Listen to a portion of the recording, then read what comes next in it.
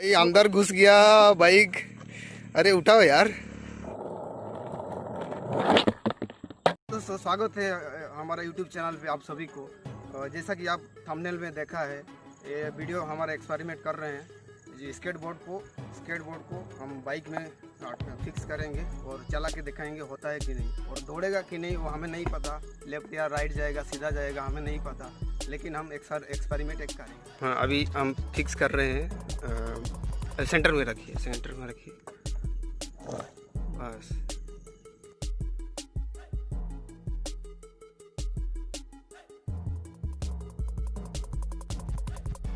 तो अभी हमने स्केटबोर्ड को व्हील पे फिक्स किया, आगे वाला व्हील पे।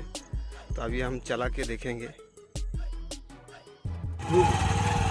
दोस्तों अभी देखिए बाइक एकदम सीधा जा रहा है, टर्निंग बिल्कुल नहीं हो रहा है, सीधा ही जा रहा है।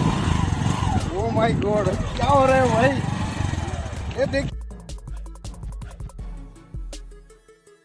बिल्कुल टर्न नहीं हो रहा है, हैंडल पूरा टाइट है। ओ माय गॉड, बाप रे। ओ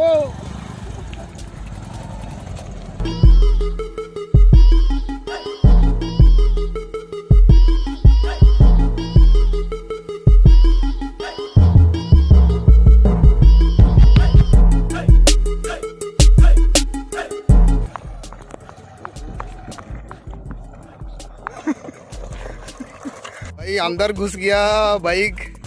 अरे उठाओ।